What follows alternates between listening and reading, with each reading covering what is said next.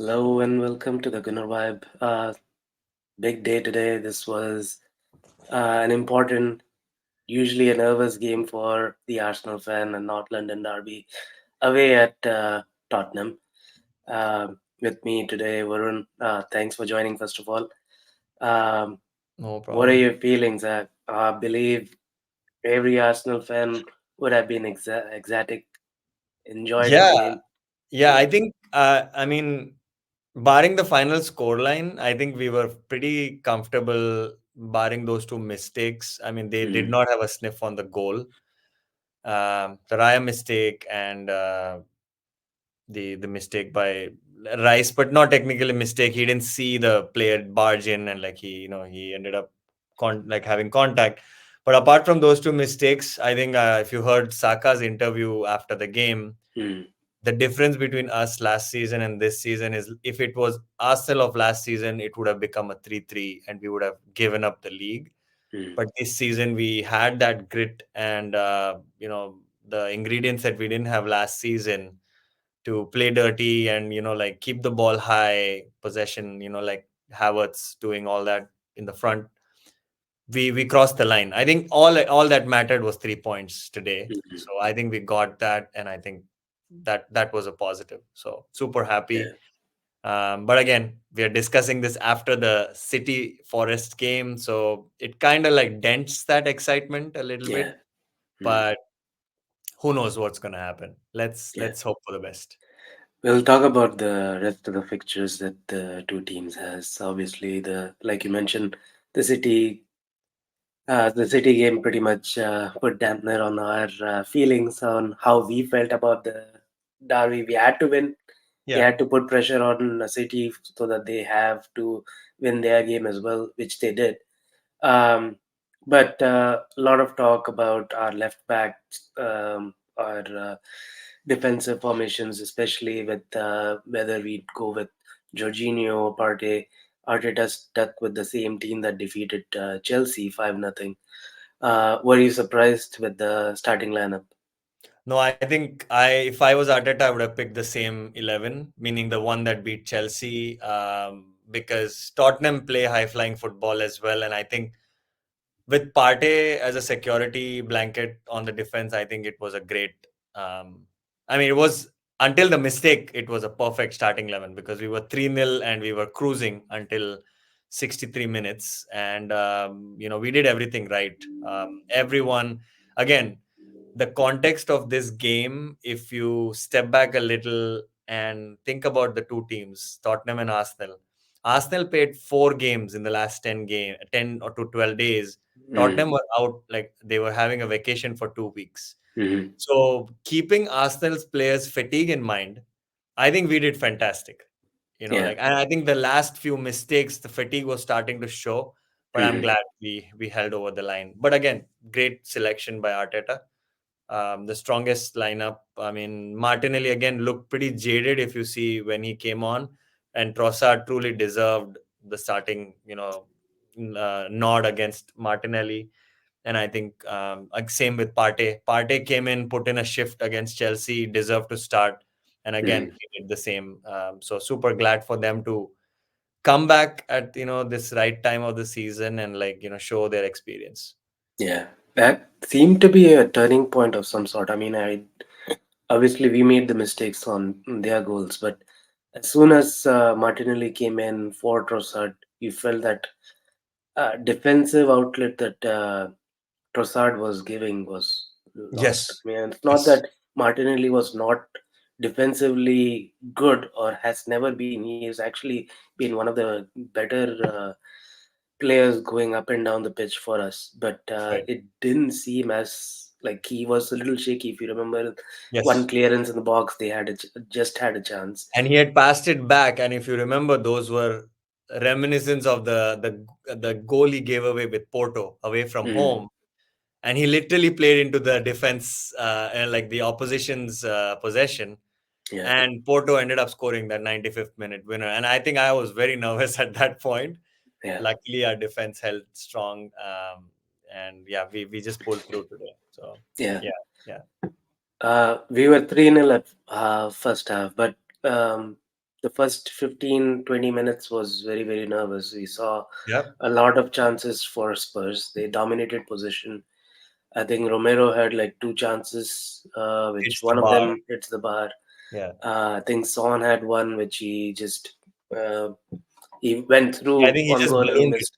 Yeah. Yeah, he didn't uh, trap the ball properly, and it was just bouncing in front of him and he shot. Were you nervous that Arsenal was not like whenever we talk about control position, we Yeah. control the games.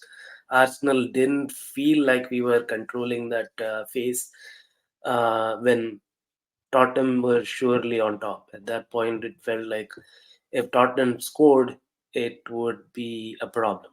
Correct. We would have to come back. What were your thoughts at that time? Yeah, I think, and I think if you Tottenham played, they only had one mission in mind, right? I think they wanted to stop Arsenal winning the league. I think that was their motivation. If you saw their fan base, they're kind of Mm, ratcheting the same thing. We don't care about any other game.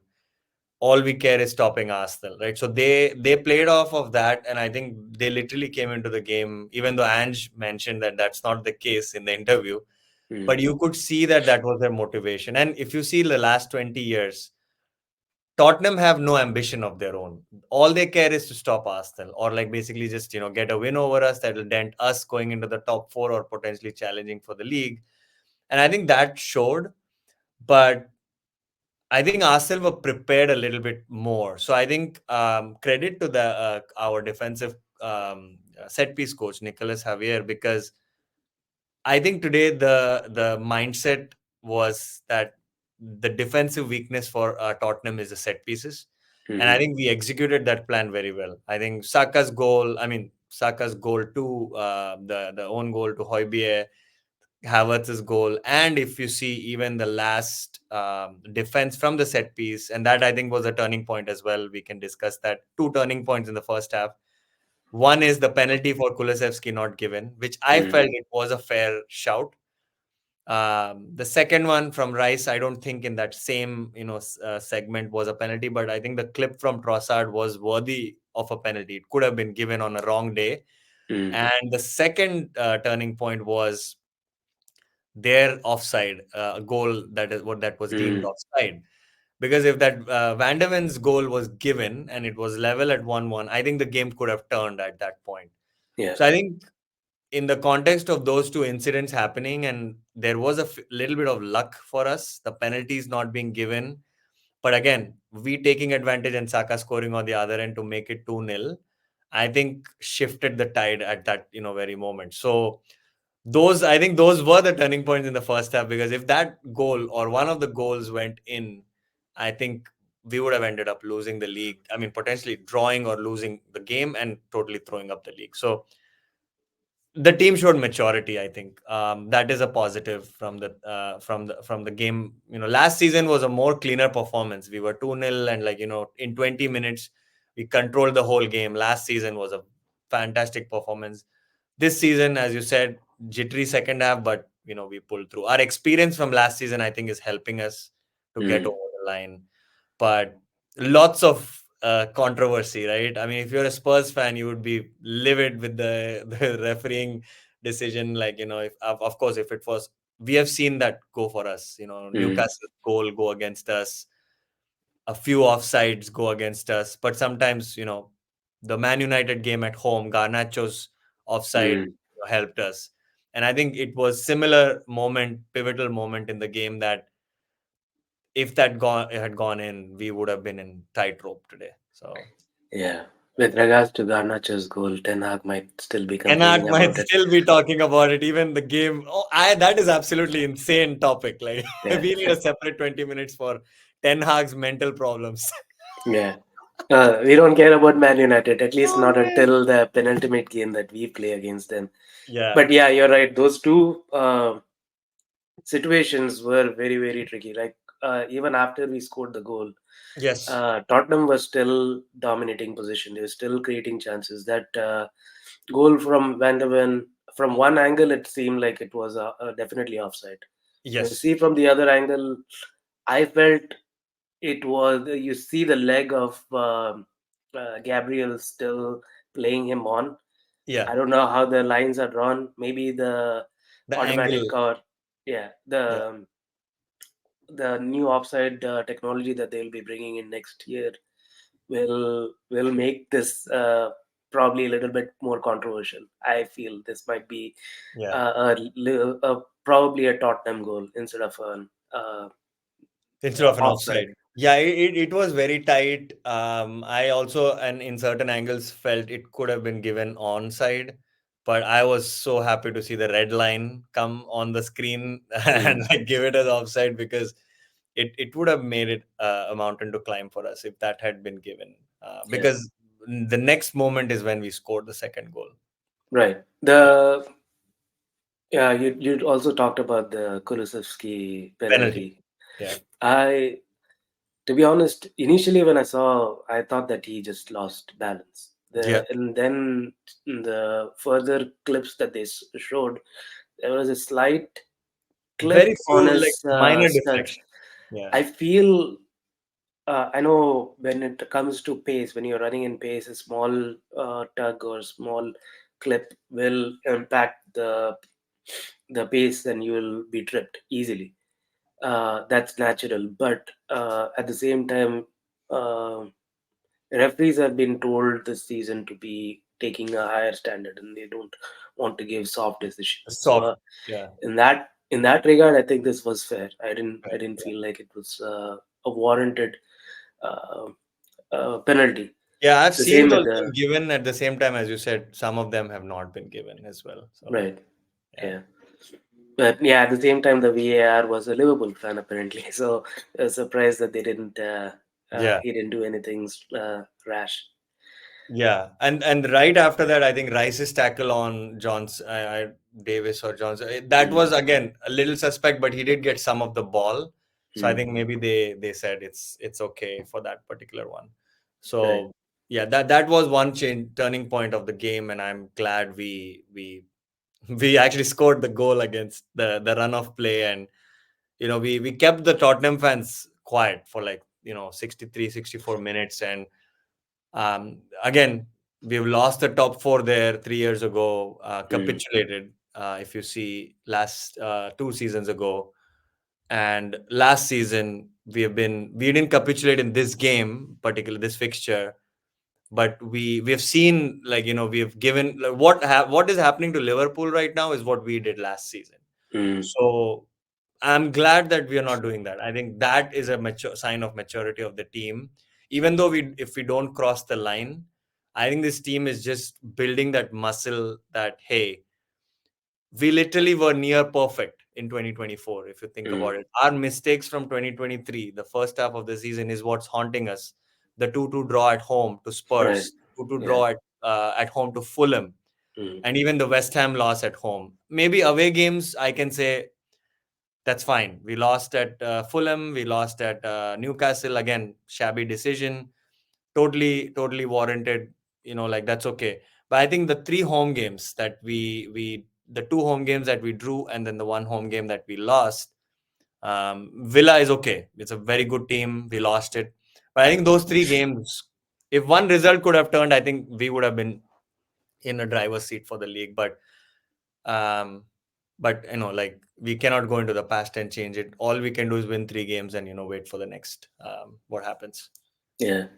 Even in the second half, I mean, obviously, Spurs fans were not happy with their team's performance. They went in 3-0. And they still didn't actually turn up in the second half. We were the one dominating. They still dominated the ball, but we created most of the chances.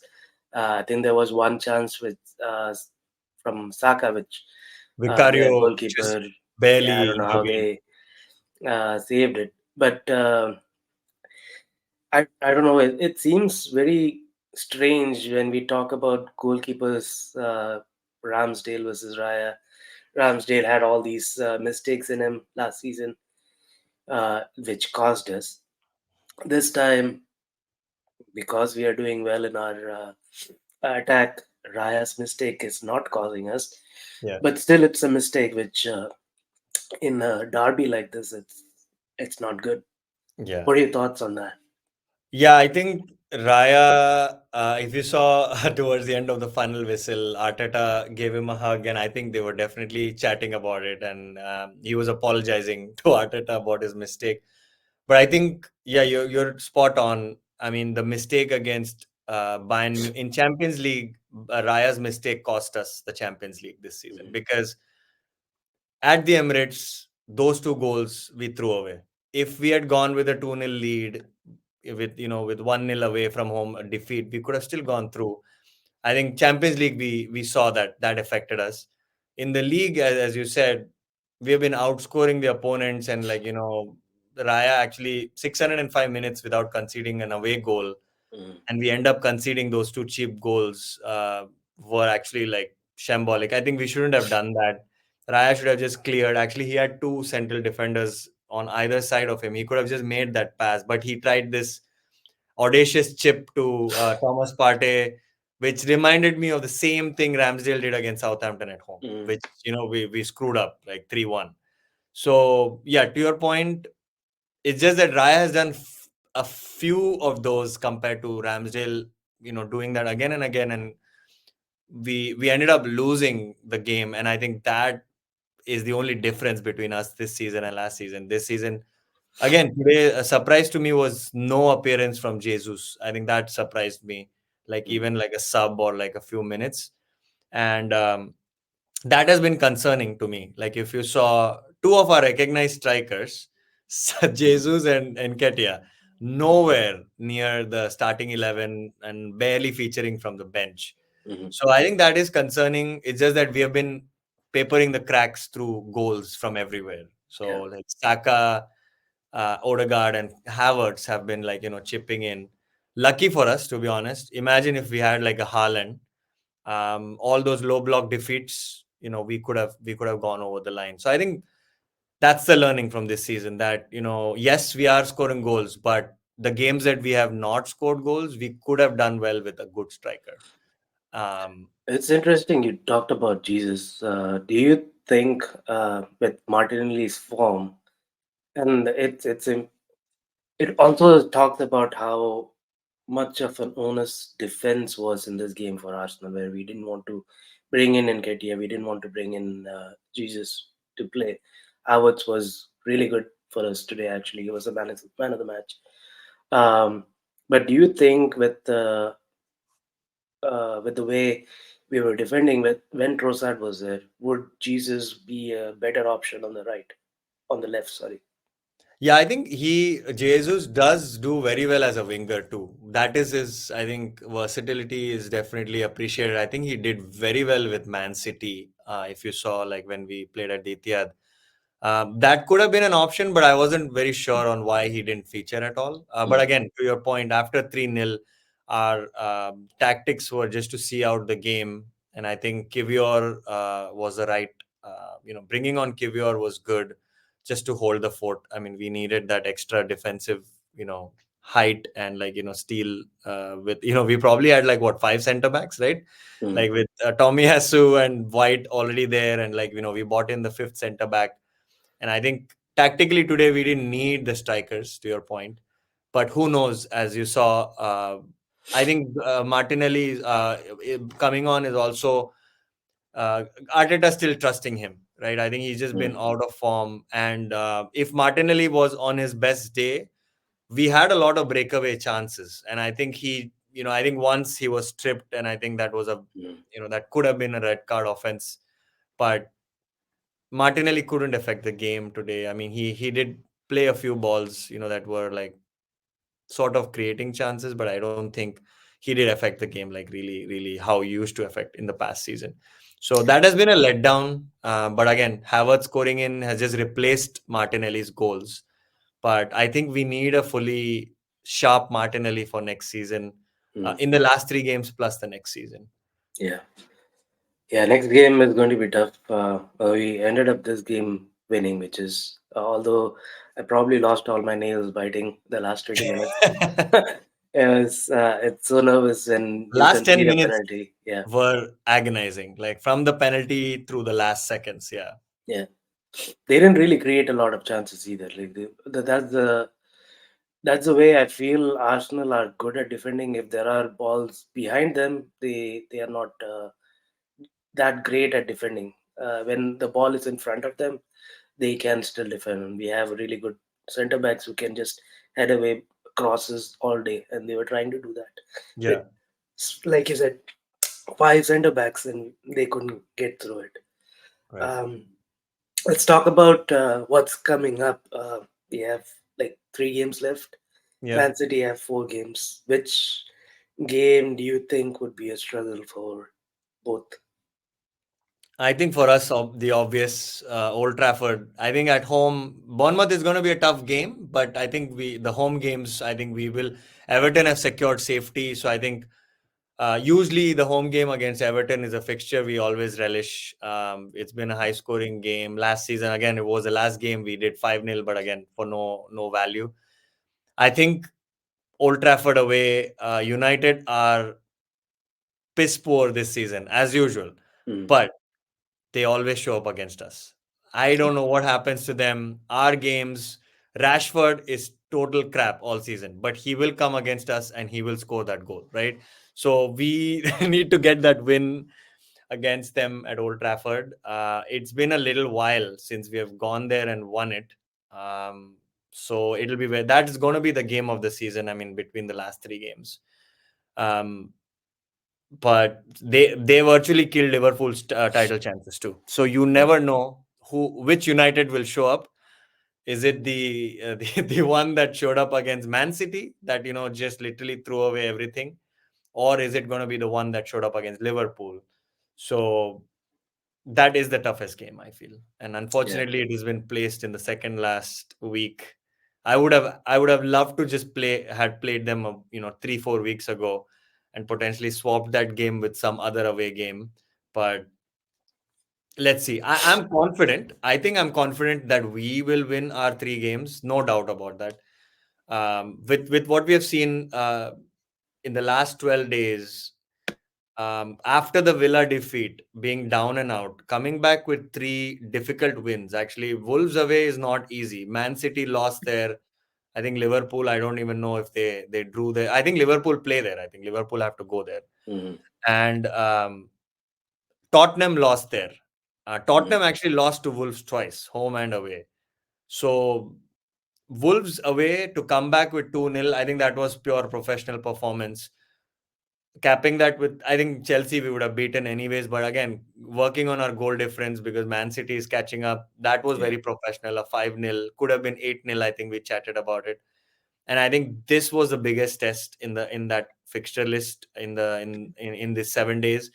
And I think yes, it wasn't the prettiest of games for us, but we got over the line, um, making sure that we ended this week successfully, right? Because now we have the 7-day rest to reset and then go against Bournemouth. So I think on in terms of context, we have kept the pressure on City, Mm-hmm. but we don't know if they'll crack. So we'll see. Yeah. Yeah. Bournemouth has done really well. I think they have the highest points ever in the Premier League for them. So it's a historic season already. So and they are tough. I really like their manager. The way they play is exciting. But I hope we have this rest. We call it rest now, but Yeah. 7 days is a good amount of time for our players to get back well rested and play at home with the good Bournemouth side. What is funny is that penultimate game that you mentioned. We play Man United. Uh, Man City play Tottenham. So both both the teams that they play against are want the other team to win. So Tottenham will not want Liverpool, Arsenal to win the league. I would think Man United fans would not want Man City to win the league. So it's in their interest, I guess, to lose. But with We that being their last game at Old Trafford, generally speaking, they would not concede as easy. Yeah, I think the weekend that we are playing, which is May 12th, Hmm. City actually play Fulham away. So they actually play the first fixture of that Saturday. So actually, that's the other thing.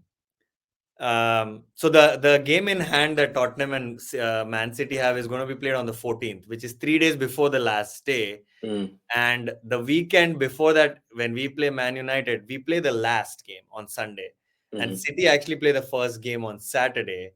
That is going to be very tricky because um, if City do something and slip up with Fulham, it will be added motivation for us, going into Old Trafford, and it could, we could get over the line. But again, if City get the win, I think for a day, I think they will be ahead of us by certain Mm. points. But they still have that extra game in hand. That is the scary part. So Right. they'll keep having this extra game in hand until the 14th of May.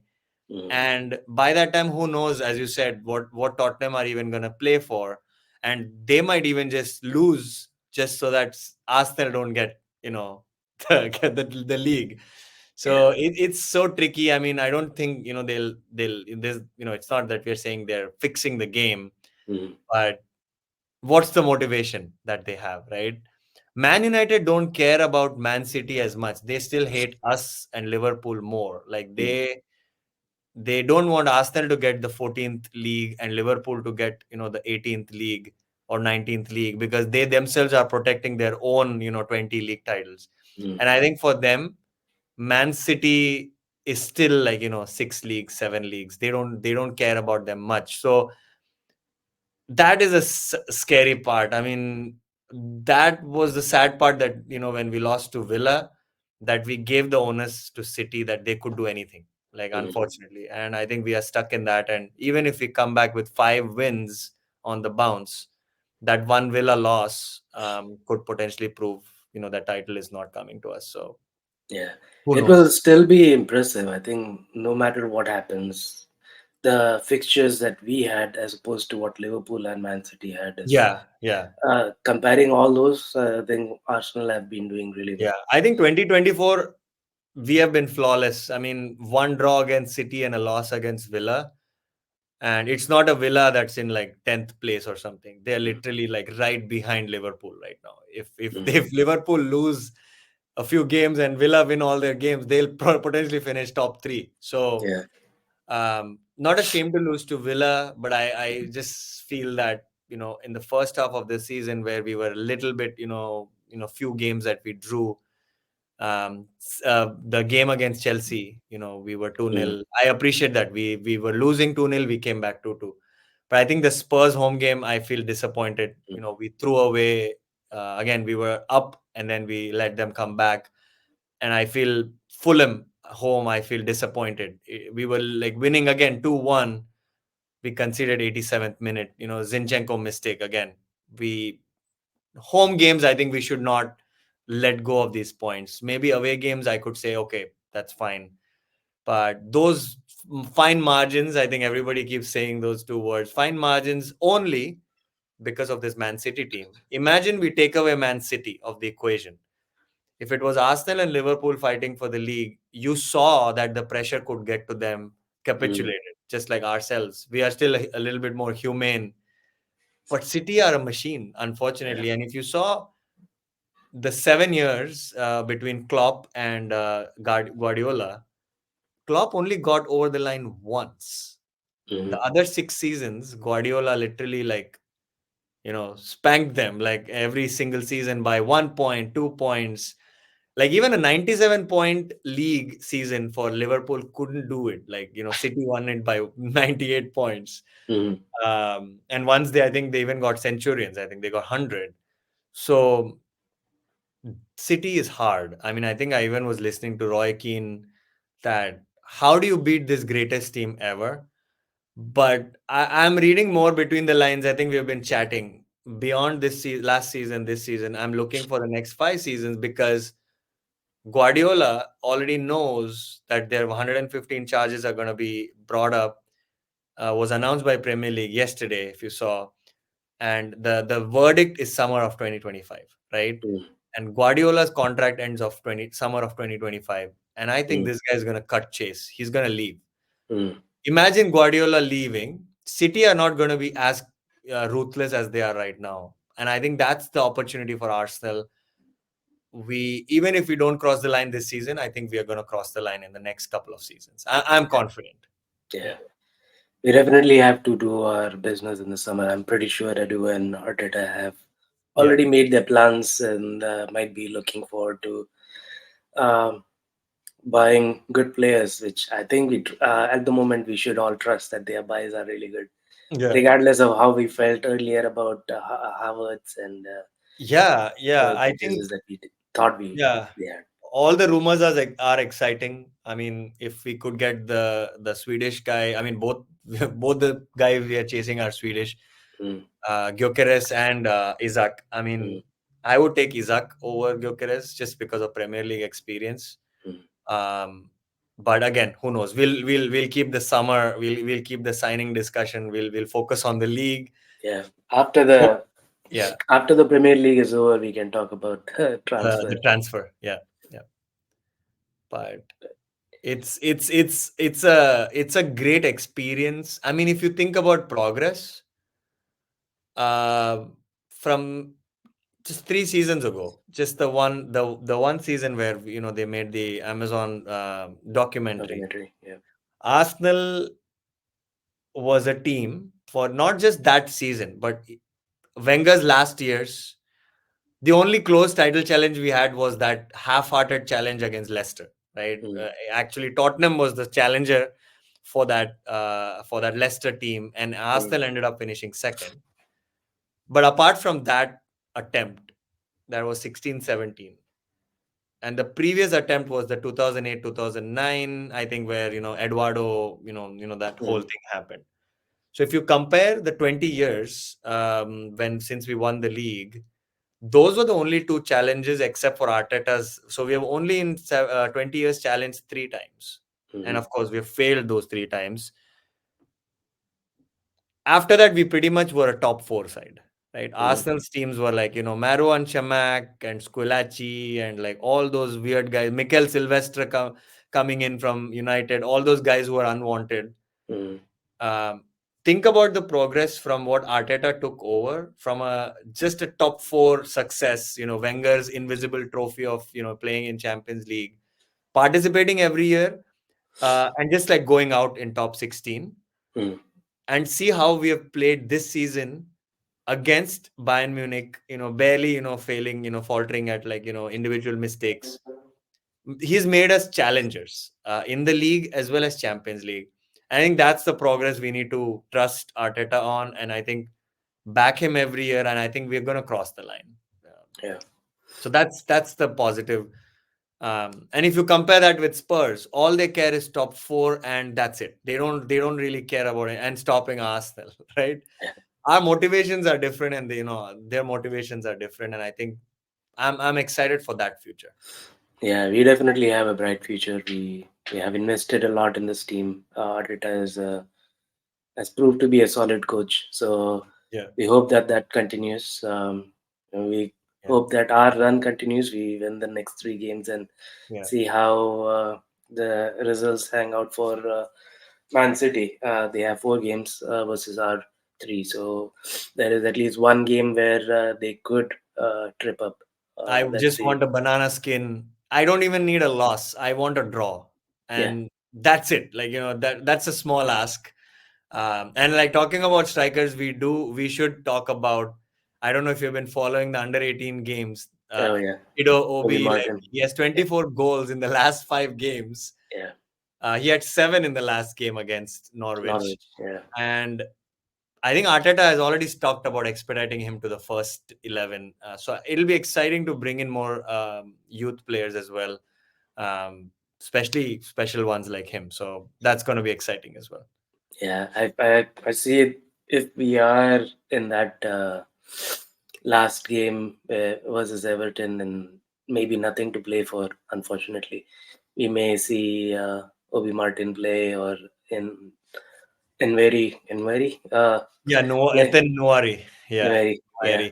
But I feel we will take it to the last day. I think that's a yeah. guarantee. That's a hope. I Yeah. have a feeling we will go to the last day.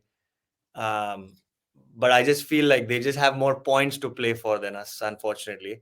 Mm, Um, It's just that we might be chasing the league on the last day versus, being a point ahead now. So, but who Right. knows? Spurs could pull up a trick, and who knows? So, Yeah. Or it might still be we go all the way to the last day. Man City is still 2 points ahead, and they somehow lose against West Ham. West Ham at home, and we win the league. That would be amazing. Who knows where the twist and turn is. I mean, Fulham away could be. Fulham have been really strong. I mean, they were great against Liverpool. I mean, of course they beat us. They were great against Liverpool, and Liverpool barely got over the line. And then, of course, they broke through with 3-1. And again, if you compare Fulham's home game against Liverpool, they were leading 3-1 until 84 minutes, and Liverpool just, for some reason, they came into life, they scored, and they won 4-3. Mm. So again, with City, you don't know. I mean, with City have been a little vulnerable. I think if you saw the Forest game, Forest actually had more shots on target than City, and they even had the better XG and possession. Possession was less, but I think they had better XG than City. So, and I think they lost their keeper today. Like, I think Mm. Ederson got injured, and I think who knows? I mean, anything could happen. Foden is injured. I mean, without Foden, you did see them struggle today. Mm. Um, but I think they just have Kevin De Bruyne. I think he is the difference. One man show, who did it against Brighton, and again, who I think he created both the chances today. And I think, who knows? We just don't know. Just hope for the 3 wins for Arsenal, and just let it happen. Yeah. Yeah. Let's hope that that does happen. We have the all the wins, and Man City lose at least one of the games or One draw one or of the draw games, one. Yeah. and then we can celebrate. After, But yeah, that'll be insane. That'll be insane. Yeah. yeah, all right. Well, stop at that. Any last words, Varun, before the next game begins? Final thoughts is, um, just let's support the team to the last day. Mm. It might go to the last day, and I think it's an exciting time to be in this title race compared to last season where we threw it away. Right, we had a Mm. 1-0 loss against Nottingham. We had a 3-0 loss at home against Brighton. I think that is again a progress. After 33 games, we capitulated last season, but this time, game 35, we are still in it, and I think that's awesome. And like, who else from the big six, the Man Uniteds, the Chelseas, like Tottenham, don't care about them anyways. But think about the era that we grew up watching, where we always saw Chelsea and Man United and these guys constantly winning, where we were nowhere near the title, chase. We were always, as I said, top four candidates. How times have changed, and now we're actually, we have been challenging City for 2 years, and Mm. look at the other teams, right? Nowhere near the top four. Like, they're down and out. Um, and even Liverpool is not going to be there next season. It's again going to be City and Arsenal. So I Mm. think next year we'll cross the line. Hopefully Yeah. this year. Hopefully this year. That's the last. That's the last. That's the last piece of hope that I have. Yeah. All right. Well, thanks again, Varun, for discussing this. Was a fun chat. It's been a while, but Yeah. an important match to talk about. A win obviously helps. Yeah. Um, and hopefully, we see more good results in the coming weeks. Yeah, absolutely, absolutely. 3 out of 3 wins is the goal, and we'll celebrate nonetheless. Guys, if you are a Gunnar fan, you like this conversation that we have, one, send us an email. You're more than welcome to join us to have a conversation. We love Gunnar, talking to our Gunnar family. Two, if you like it, obviously like the video and subscribe. It will help us a lot and help us make more content as often as we can. Um, Absolutely. Join us next time, and we'll have more such fruitful conversations about Arsenal. So yeah. yep. All right. Until then, thanks, Varun. Come on, you Thank you gunners. so much. Come on, you Gunners. Yep. Bye. Yeah. Bye.